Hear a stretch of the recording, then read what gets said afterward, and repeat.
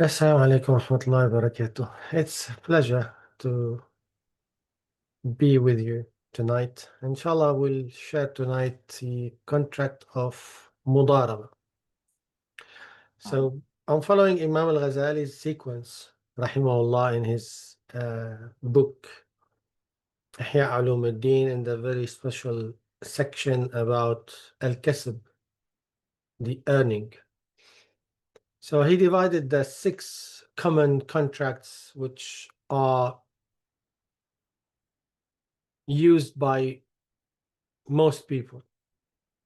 So he mentioned 6 of them, and we covered almost all of them apart from the last one, which is I'm covering tonight, inshallah. The mudaraba. Mudaraba, which is a contract that we classify as a trust contract or aqd amana. The word mudaraba, it's a special definition to a special transaction.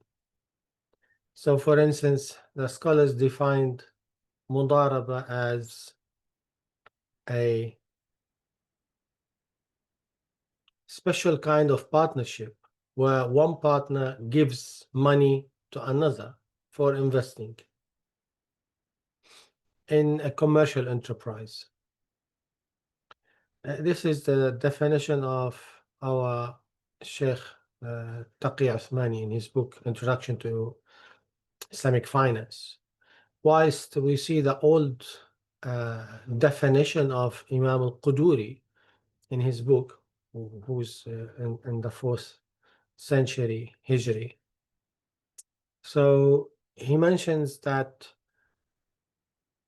mudaraba is a contract for partnership in profit with capital from one person and work from the other. So this is what the mudaraba is about. So it's profit sharing partnership, if you want. Instead of saying mudaraba, you can say it's a profit sharing partnership. The condition here, one person has money but has no experience in business. One person has experience in business but has no money. So they came together and have this partnership.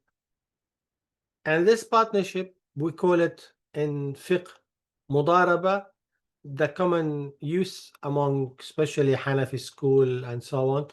But in the Shafi'i school or the Hanbali school, they call it qirad.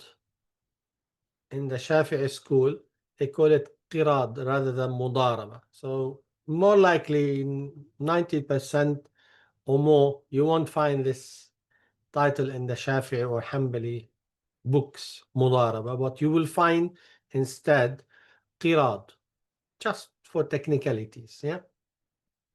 So again, what does it mean, mudaraba? It's a contract between 2 people. One has the experience with no money, one has money with no experience. So we brought them together in this contract. And it might be one person with experience, it might be 2 people with experience. But let's stick to one now. So this person with experience in business and trade and what have you, you trust him, you know him, you know of him, you ask about him, and you are certain that he's a good guy, he has a track record. You do your due diligence until you are satisfied that he ticks all the boxes and so on. Yeah, he's not convicted for fraud or convicted for other stuff. Then you know that this is the right person with the right experience. You have money. You have given this person the money. And we have different possibilities now. Of course, it has to be, i.e., the capital has to be money. It can be anything that is similar to money, like bitcoins, like other currencies which are accepted by the general public. But mainly we are talking about money like physical money or digital money or the like of it. Yeah. How do we decide who takes what? It's by agreement. So we are partners, yes. You give the money, the capital, and we call the person who's giving the capital Rabbul Mal, the owner of the capital. Yeah. So he is Rabbul Mal. We call the person who's trading with this money, we call him mudarib. Yeah. So we have Rabbul Mal on one side, we have mudarib on the other side. They are partners. Yeah.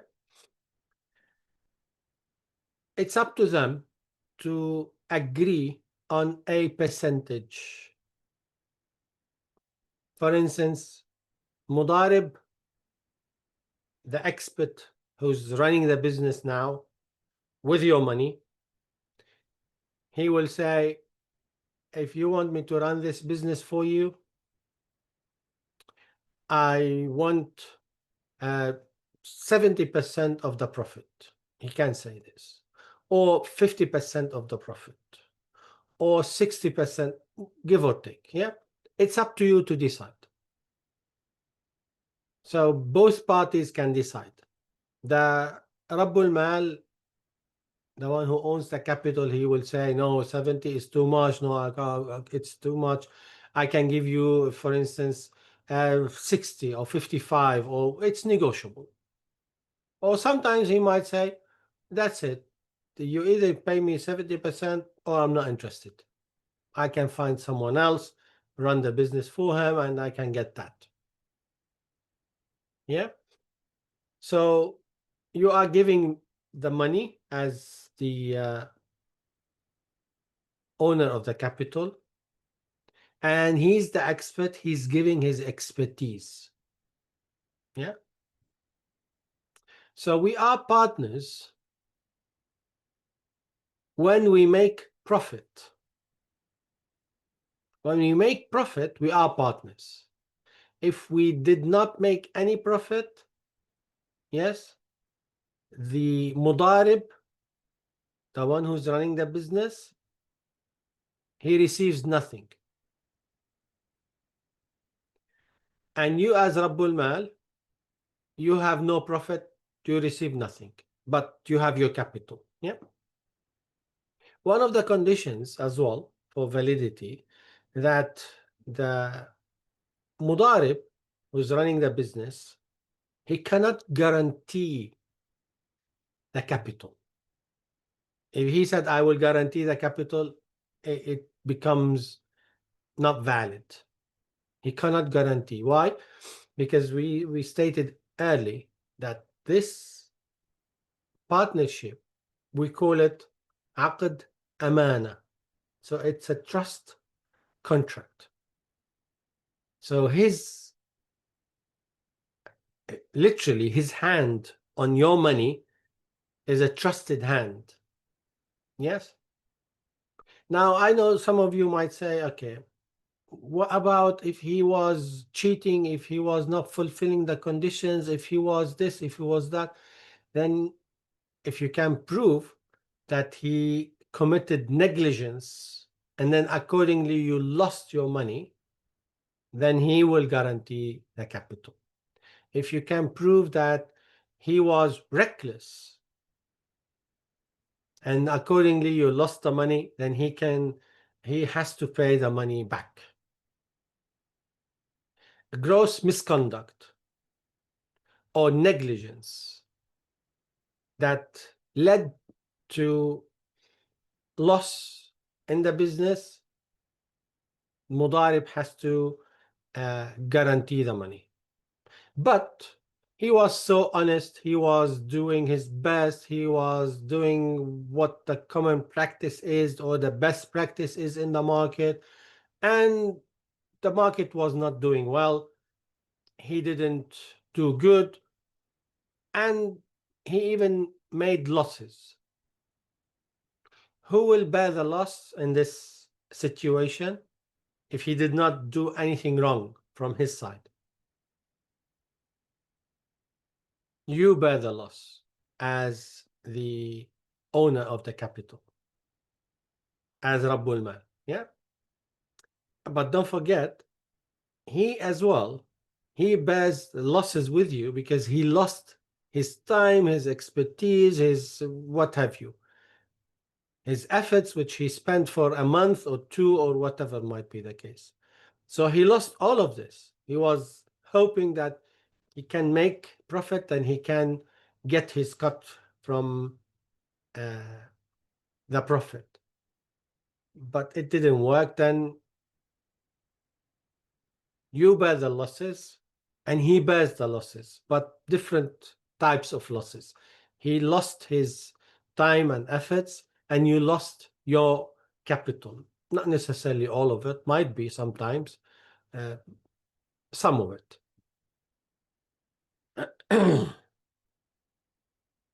So you give the money to the Rabbul Mal, he takes the money, all of it, or you can give some of it now and some of it later.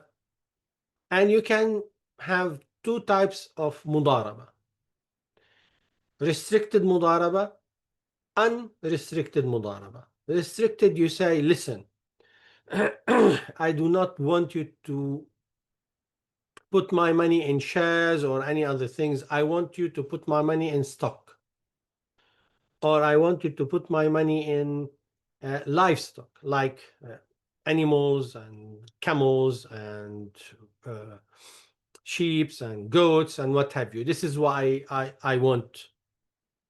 That's fine. He cannot, the mudarib who's running your business, he cannot go and buy llamas. He cannot go and buy other stuff which you did not mention for him. He cannot go and buy, for instance, cows, because you said, I don't want you to buy but sheeps and camels, for instance. He can't buy anything but these two items. Yeah. This is what we call it restricted. I want you to deal only with textiles. I do not want you to go and do any business in cars or in machineries or electronics or what have you. That's it. This is restricted. And you have the unrestricted mudaraba. You go to this person and you say, what is your area of expertise? He can tell you, my area of expertise in business in general. Any profitable business I can get into and make good profit. This is what I've been doing for the last 20 odd years and so on. Then you trusted him, you give him the money and you say, put this money in something which is profitable and not very risky. For instance, you can say this. He can go and choose any area.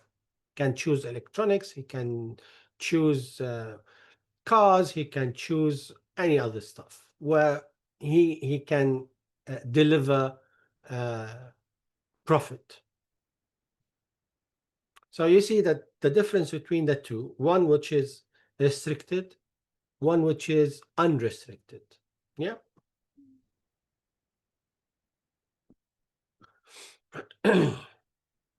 And you can make it limited contract, i.e. our mudaraba will be for 1 year or 6 months or 2 years. You can.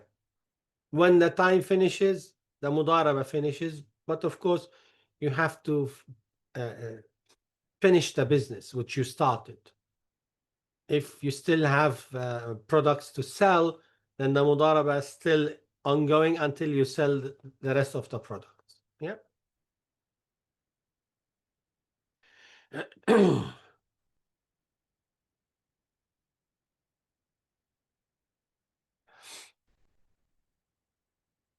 And there are some other conditions related to mudaraba.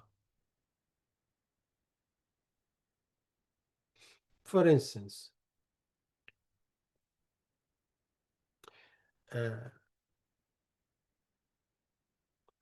Rabbul Mal, as we stated earlier, might specify a particular business for the mudarib, in which case he shall invest the money in that particular business, only in that particular business.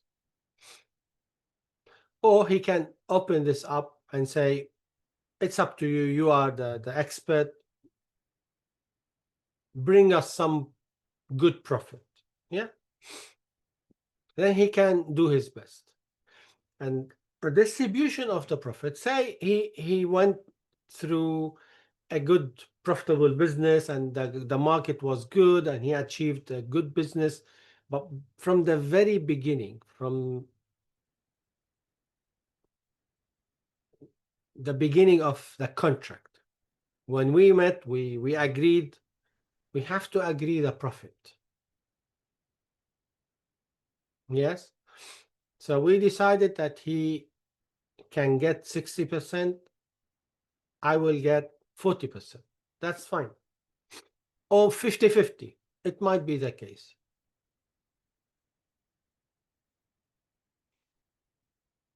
We can't say, or Rabbul Mal cannot say, I want you to, for instance, I have given him 100,000. I want you to give me every month 10,000 pounds. Can't. This is completely wrong. You can say, I want, with your expertise, to have 20% profit per month, for instance, or 30%, or 7%. Yes. Now I can tell you from experience, as I work with Islamic banks and investment portfolios and so on. Usually the profit is between 3%, 5%, max 10%, 15% is unheard of, but it could have be achieved through certain lucky, if you want, investments. But usually the common profit in the market is about 7 to 10%. So say he said, listen, I want like 10%, 15% from the actual profit, not 10% from my capital.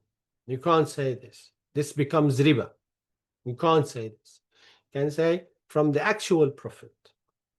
That's fine. You can do that. Yeah. So you can say 20%, 40%, up to you. Yeah.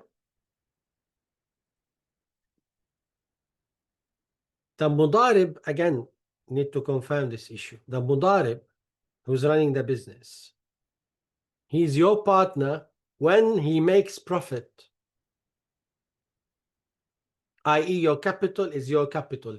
He's not sharing you the capital. He can't.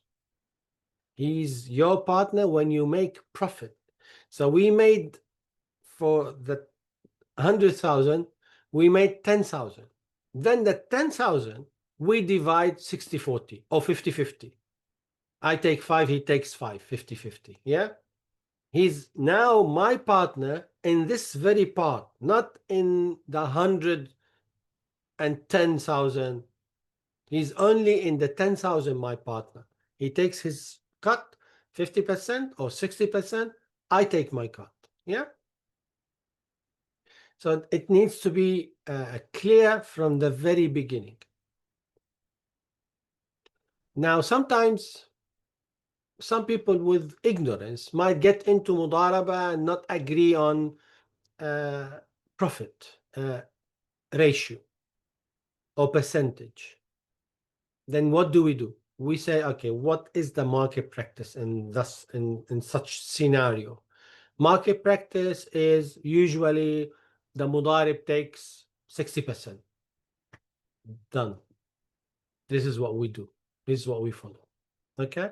But definitely it has to be agreed upon from the very beginning, which is better than going into troubles and what have you.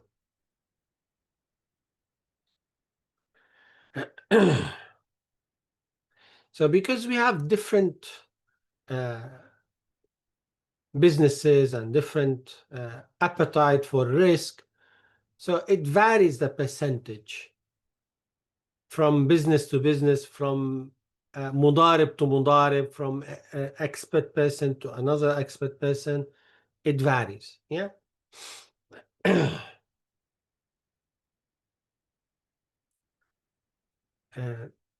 Now, can you terminate the mudaraba? You can, but you cannot terminate a mudaraba that has a time limit. You can't come in the middle of the mudaraba. For instance, it's 1 year mudaraba agreement.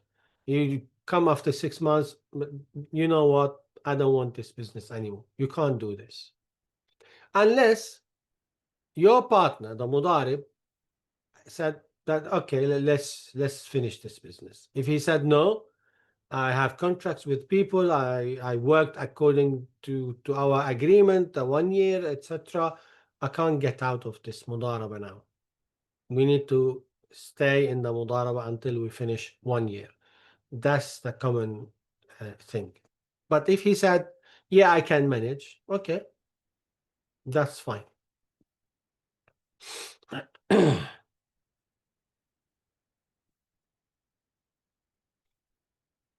Now, what we do sometimes as well, by the way, it's good to tell you that the banks, Islamic banks, they deal with mudaraba. So, for instance, when you put, especially when you put your money in the account, many of these accounts are based on mudaraba. So you put your money in the account, yes, the bank take the money and he acts like the mudarib. He takes the money and investment account. You put it in an investment account. The bank will take the money as a mudarib and you as Rabbul Mal. So every depositor in the bank, of course, not all banks or Islamic banks, but every depositor in the mudaraba account, he's Rabbul Mal.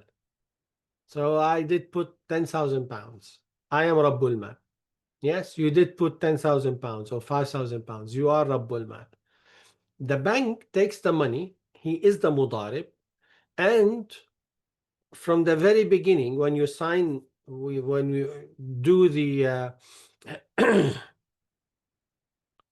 account, when you sign into the account, they have to clarify for you the percentage, and they will tell you, you will get this percentage, we'll get this percentage.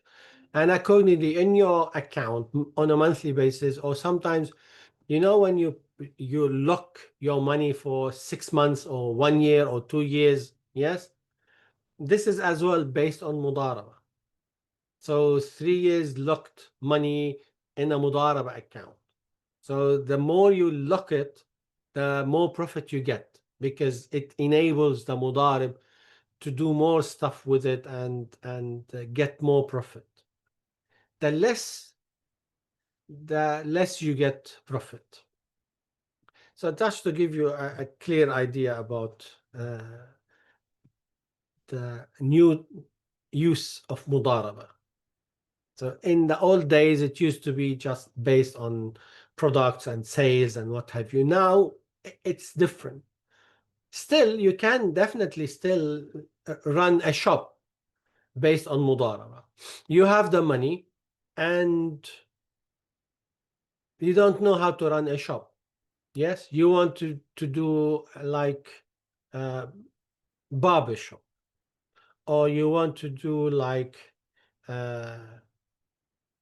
corner shop, but not of license. Yes, mini market with halal stuff. This is the idea which you have, but you don't know how to run it.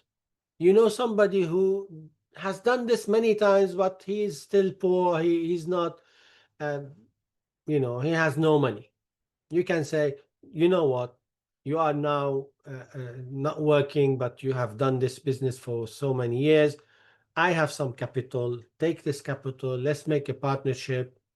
You run the shop for me. You take a cut from the profit. I take cut from the profit.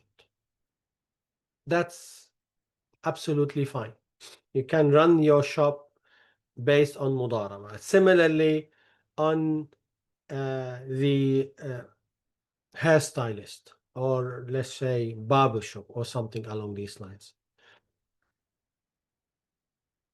The mudarib takes the profit after you deduct the cost. What do we mean by that? I.e., electricity, the bills, the what have you, yeah? Taxes, maxes, everything. You deduct all the cost. Then the pure profit you divide between you. Yes, you might have gross profit like 5,000, but when you go to the details, it ends up in 2,000, for instance. Yeah. So if the mudarib got into debt, he can sell for cash, he can sell for deferred payment. Yes, but one of these deferred payments defaulted. Who has the responsibility now? If you said to the mudarib, do not sell for deferred payment, only sell for cash, and he went against the conditions, then he should bear the responsibility and pay the money from his pocket if he couldn't get it back from the customer. Yeah. Again, the conditions has to be followed. Any negligence or going against the conditions which you already agreed upon from the very beginning, it costs the mudarib money. And again, remember, we call this contract a contract of trust. Trust, then you need to fulfill the trust. You can't betray the trust. When you betray the trust, you pay. As scholars mentioned as well, what if I know the guy, but I'm not very sure about him, etc. I've heard a lot of things about him, that he has good experience. He's been running business for many years and so on and so forth. But I'm still not very sure. It's a big money I'm giving to him. Can I ask for guarantee, like a pledge?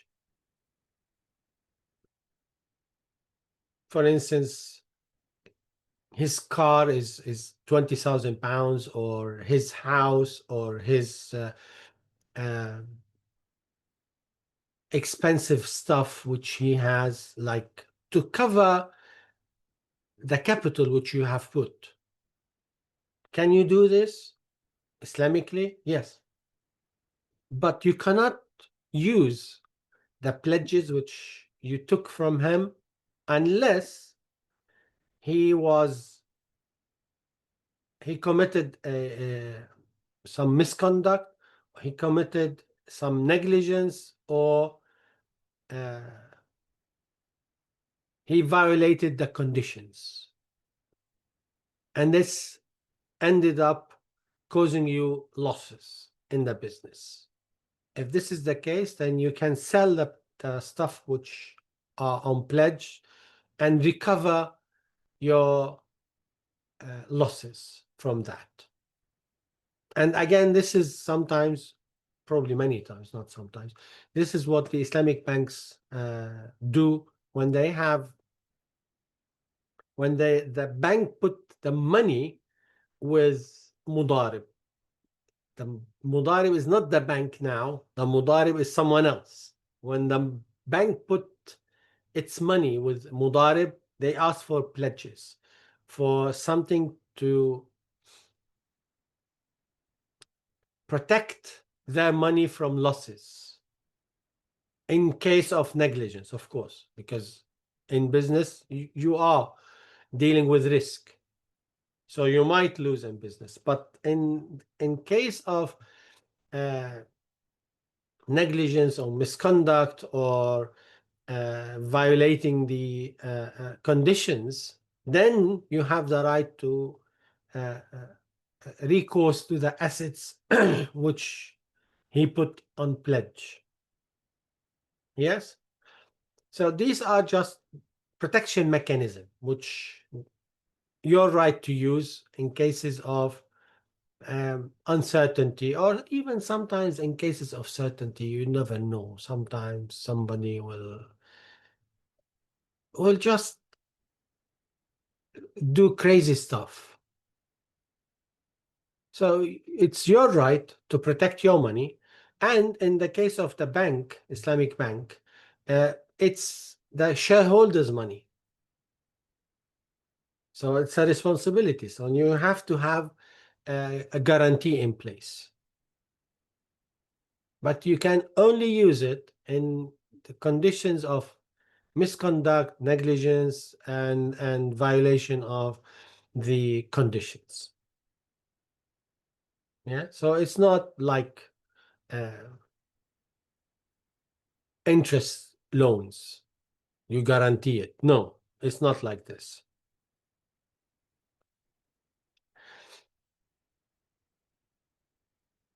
How do we terminate the mudaraba? We terminate the mudaraba in different ways. So mudaraba can be terminated when the time that agreed upon finishes. So after 1 year, that's it. Or you can give notice and say, I want to terminate the mudaraba. You can give notice. And if he can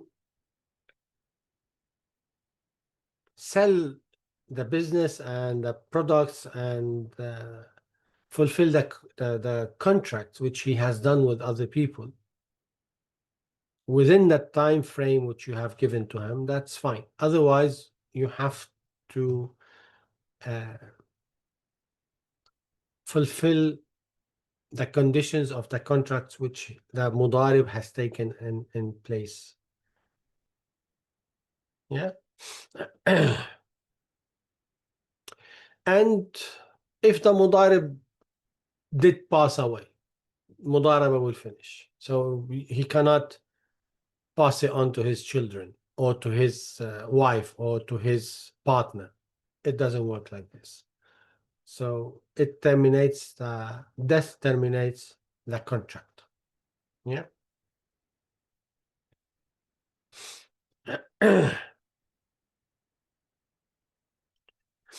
And we have some other conditions related to termination of mudaraba as well.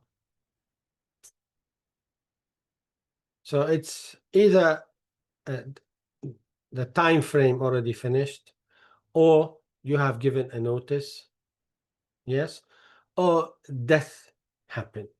So these are the main three conditions.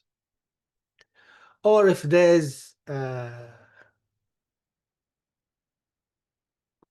misconduct, you can prove there's misconduct from the mudarib, then the mudaraba can be terminated to stop the escalation of any further losses. Yeah.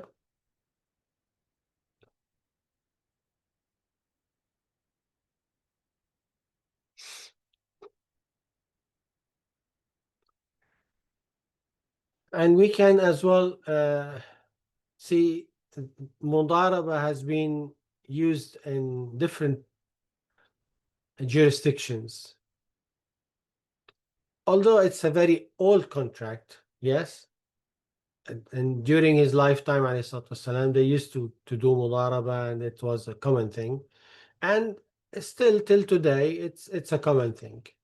Of course, they have revamped the mudaraba and gave the mudaraba, if you want, a new flavor when they used it in banks and businesses and what have you. Still, it's a valid contract and good contract, especially for those who are suffering from uh, losses and they have no money anymore, but they are still with good reputation in the market, but they have no money. So you can partner with such people, for instance, if you trusted them, trusted their track record and so on, and they can run the business for you again and stand on their own feet and bring profit again and achieve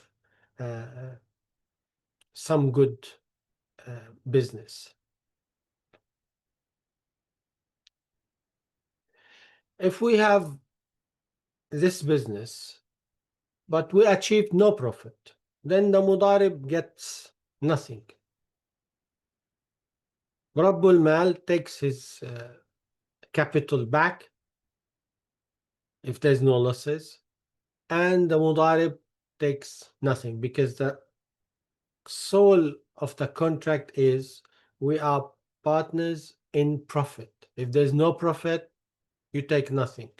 That's the deal from the very beginning. Yeah. Now, is it possible for the mudarib, or for the Rabbul Mal rather? Rabbul Mal, is it possible for Rabbul Mal to come and manage the business with the mudarib? No, no, this is not acceptable. He's a silent partner. The moment he's an active partner, it ruins the mudaraba. It's not mudaraba anymore. It can be something else. Yes? So he cannot come and interfere in everything and anything. He can't do this. Yeah?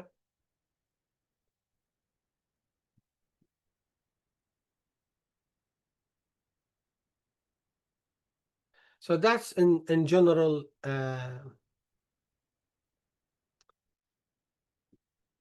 the overall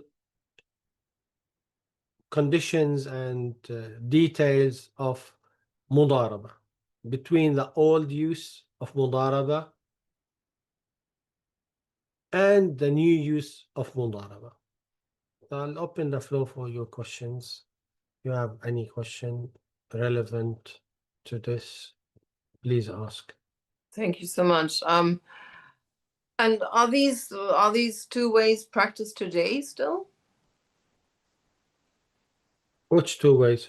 Yeah, I mean, you know what you're just explaining, silent partnership, one person pays, the other one does the work. Is that This is the mudaraba. Mudaraba, Rabbul Mal, you offer the capital, you are Rabbul Mal, you have to be silent. You don't interfere in the business. Yes? Yeah, it is. This is the widely practiced, yeah? Yeah, the very common one is you put your money in the bank, Islamic bank, the deposit which you put it in some Islamic banks, they take it like mudaraba, and they invest your money, and you are silent partner. They do the work and then give you the profit, and they take the cut from the profit. Yeah, but hang on. I mean, if you think comparing that with an, I don't know, asset manager or fund manager, they take, don't know what they take, 20% or 2% or whatever it is, but certainly not half.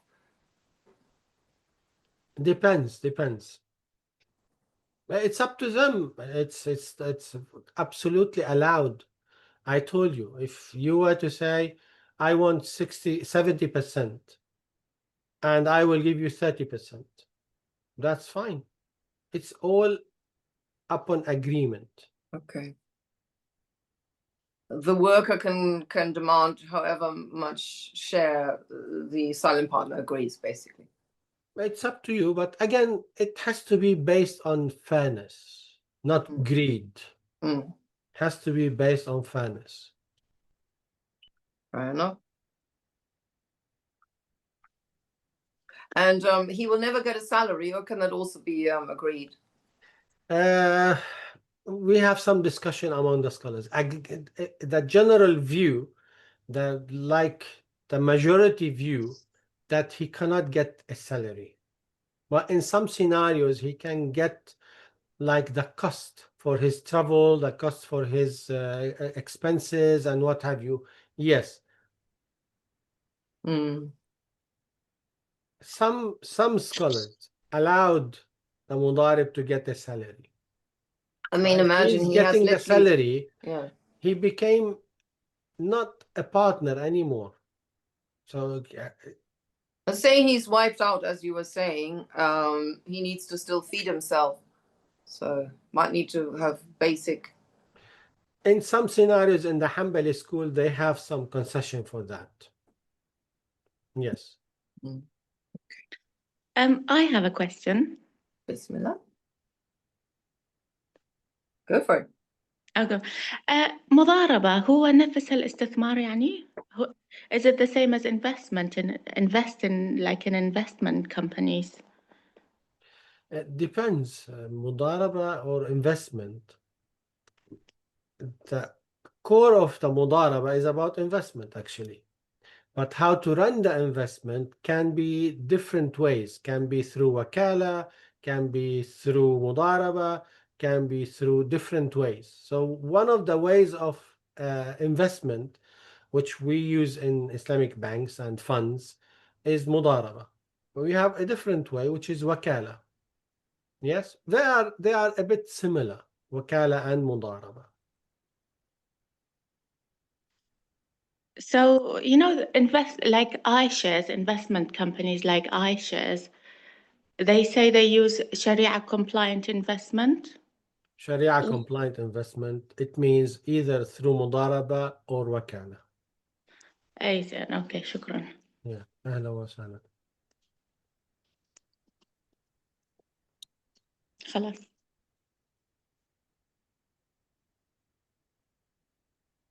Any other question? Can you recommend maybe some more Sharia compliant investment companies maybe?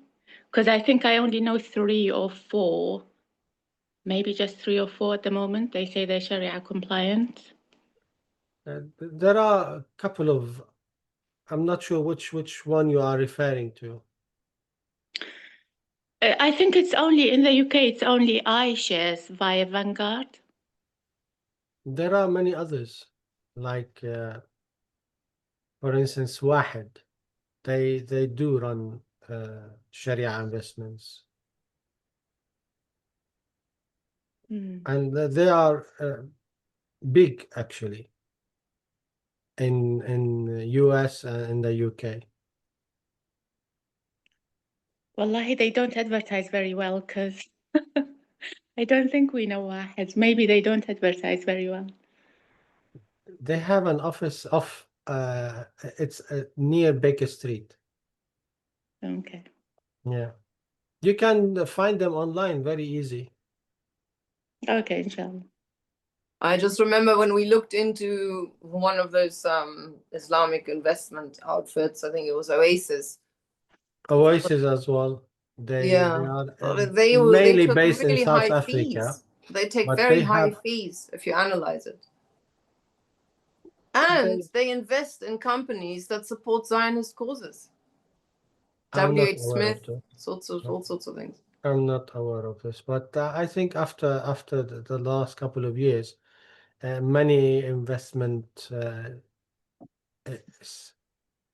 fund managers, if you want, they changed their criteria. I can tell you. Really, I see. Very interesting. That's great. Good news. Good news. Good to know. Good Good to know, because I remember with Coca-Cola, lots of companies. Yeah, that- I'm not referring to a particular group, but I'm talking generally. yeah. And I hope that everyone follows this. And Do you give some move forward. guidance? Are there some guidelines? Which company, if you invest in those companies, you cannot call yourself a Sharia compliant fund? Still not very black and white. I hope it is, but you know, when politics are mixed with threats, so some people prefer not to say anything, but do without saying. Yeah, fair enough. Understand. So with there's Wahid, there's Oasis, and what else is there? There's Wahed. Yes, Wahid, Oasis, Yeah. Aisha, or somebody was saying. Amina. What did you say that company is called? It's called and then shares, iShares. Aisha. Oh yeah, okay. iShares, or BlackRock or Vanguard. BlackRock has an Islamic BlackRock, division. But they both use the same ones. It's the same as whom Vanguard does it. They do it via Vanguard. I think if you go to Vanguard and go to Sharia compliant investments, then iShares will come up. So you have to do it through iShares, Sharia compliant, and then you can choose. I think they only have 4 you can choose from. Interesting. Yeah, it's good to know. It's good. Thank you for sharing. But this particular, this mudaraba, what you were explaining, is this also practiced in non-Islamic business? One person gives the skill, the other one gives the money, or is it particularly unique to Islamic finance, Islamic thinking? I don't know of other, for example, property development. One person gives the land, the other one does the development, and they share. If it fulfills the conditions of mudaraba, then it's mudaraba, even if they didn't call it mudaraba. It doesn't matter. Yeah. Yeah, but the problem with the non-Islamic contracts that it's always full with interest all the way through. So there's an interest clause in every contract, and this ruins it as a mudaraba, if you want, or some non-Islamic conditions, and Yeah, they always have, what is it, debt finance and equity, right? yeah. And debt finance wouldn't be allowed. If it's through Islamic way, then that's fine. We don't have like debt finance. It's like partnership. And what about this other thing? Okay, I'll see you in a minute. For example, this idea that if you have, for example, 2 million, you can leverage it and make 20 million out of it. And, you have a lot more investment. I mean, this is what I keep hearing in the sort of business circles, this kind of idea. You leverage, you 10x, you 10 times your money by leveraging, by borrowing against it and things. Yeah, exactly. This is what the interest-bearing loans does to your money, leveraging the money, and it's based on interest, which is haram. So any such constructs would be haram. Yeah, any contract that has interest in it is haram.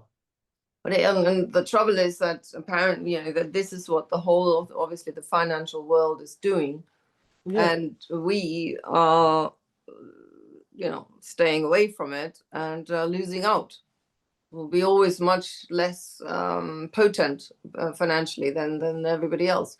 And hence, a lot of these Arabic countries do use non-Sharia compliant loans very commonly in the, as you know. What do you make of that? Comments. What's your comment? Allah subhanahu wa ta'ala says, لا يستوي الخبيث والطيب ولو أعجبك كثرة الخبيث. They are not equal. the good and the evil, even if you were overwhelmed by the number of the evil. So it means we will be outnumbered by the evil stuff around us. But don't be overwhelmed by this, because they are not equal.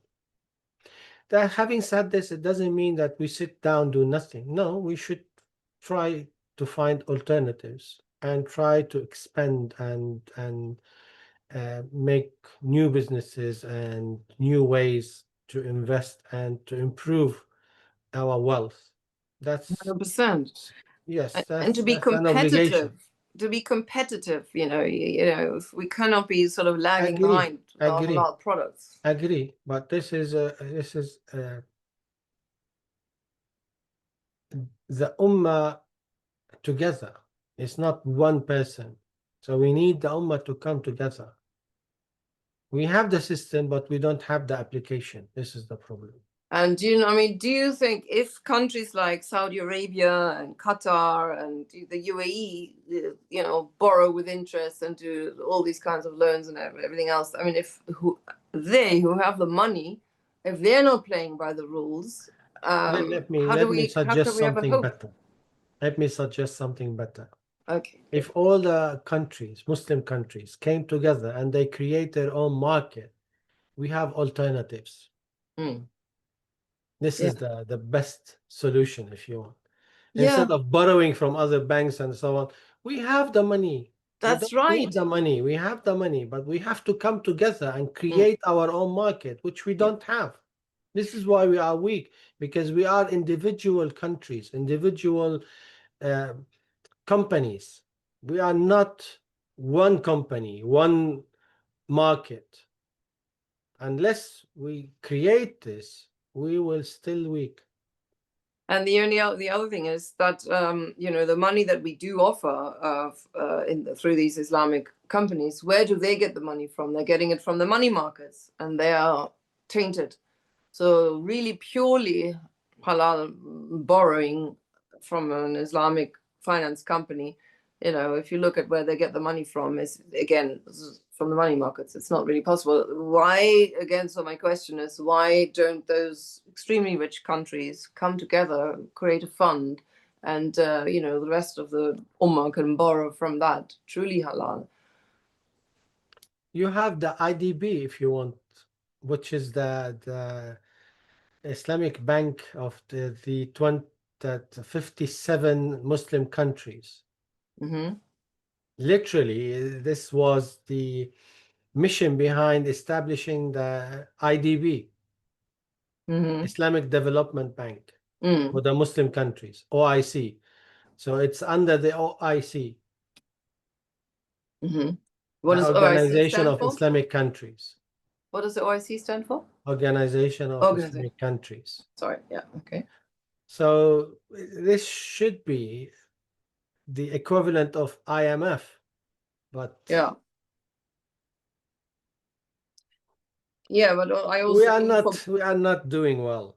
no. Let me put I it also like mean for businesses, yeah, IDB is the biggest bank, mm, very huge, very big, yeah. but it has some restrictions. Okay. Yeah. Fair enough. Now let's see what we have in the chat. Hasib says, Dear Sheikh, thank you for the very inside talk. Do you not agree that all these stock-related shares are inherently not clean due to their direct links to the debt-based system? Would you not agree bearer assets are far more halal, such as buying physical gold, property, or Bitcoin? Yeah, agree, generally speaking, agree. But having said this, there are screening criteria which they use in order to create the, for instance, the Islamic Dow Jones or other Islamic markets.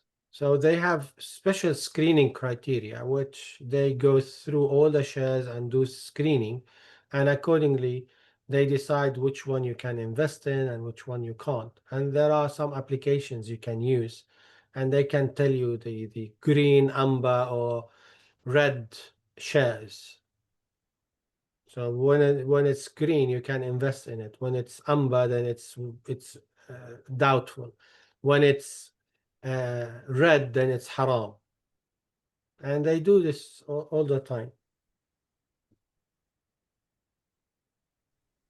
So Thank you for that. you're basically saying some ordinary shares could be halal. I mean, for example, shares on Apple and Amazon, would they be halal? Or After what we have seen, I'm not sure, to be honest with you.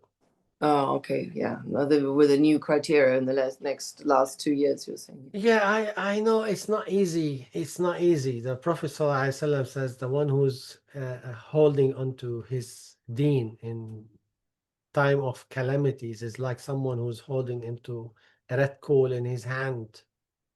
It is burning. Yes, it's not easy. I know, but Jannah is not cheap, and Yeah, Jannah is not free of charge. So we need to have sacrifices.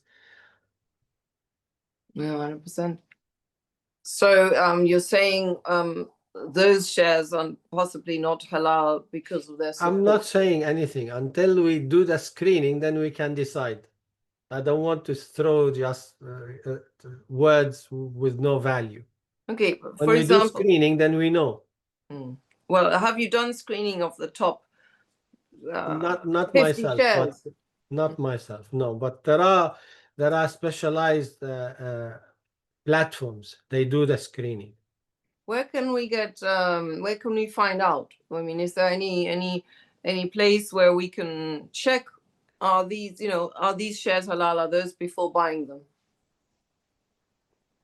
The FTSE 100, Islamic FTSE 100, you can check Islamic FTSE 100 or the Islamic Dow Jones. Okay. Yes. So they have created this long time ago, and it's ongoing. Okay. And on iShares, you can pick the الأسهم يعني. They have sale of information technology, sale of medical equipments, property but no mortgages. So you can see the halal ones, and then you can choose them. Yeah, all of this as well. Goes through screening criteria to be on that platform. Which platform is that? The iShares, which you mentioned, the Oh, my iShares, one, they yeah. do have screening criteria. Any Yes. halal shares has to go through screening criteria. Yes.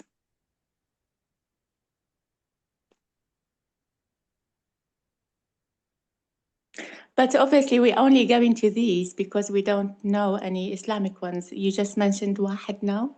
So inshallah, I'll look into Wahid and then find out more. Inshallah. I also Awaiting wonder as if well. any of these halal shares are available on ordinary platforms, on mainstream platforms. Forgot now, but there is an application I downloaded long time ago and then I deleted later. It goes through these shares and shows you the different criteria and allows you to see what is halal and what is not. Ideal market, ideal words. I forgot now what's the name of the platform. But you can do some quick research, you can find it. Well, if anybody finds it, please put it in our group as a homework. Maybe somebody will find it for us. Can I just make a quick comment, if I may? Bismillah. Of course. Yeah, thanks for that response, guys. It's really useful, and Sheikh, I really appreciate your reply to the question. I think one of the criticisms I've heard in the Islamic community and outside of the Islamic community about share ownership and ETFs is even the Islamic ETFs and underlying shares are still part of the same settlement system, the DTCC, the Euroclear, and you're never the bearer you don't actually own that share that you've bought, so you can get reset. So there's a lot of risk there. That's the criticism I've heard, and I guess people are talking about that a lot. The fact that you don't have bearer ownership, so bearer meaning you don't actually hold those shares. So if if the central banks want to bring in tokenization, effectively take your assets, we can get ourselves in a lot of trouble. It's just a quick comment. I'm sure this is a much deeper topic, and we're only going to touch the surface of it, really. But I just wanted to put it out there. Thank you. It is, as you stated, it is a long discussion on this topic. But nevertheless, we have a long way to go.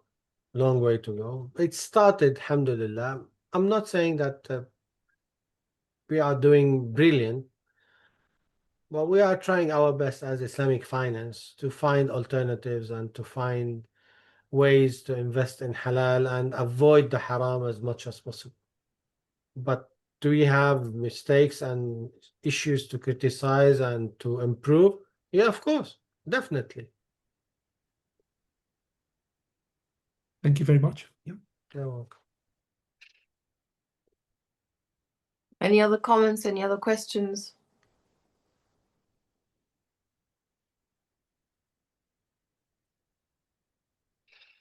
All right. Okay. Well, in that case, please, dear Sheikh, could you close our We'll session finish with the with dua, inshallah. Bismillah ar-Rahman ar-Rahim.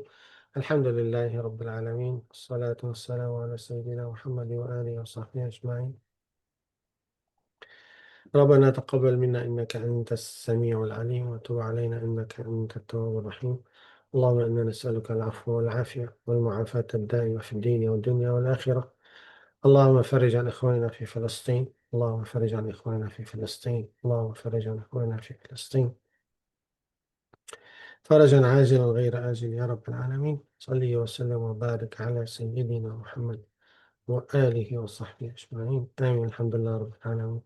جزاكم الله خير. السلام عليكم ورحمة الله وبركاته.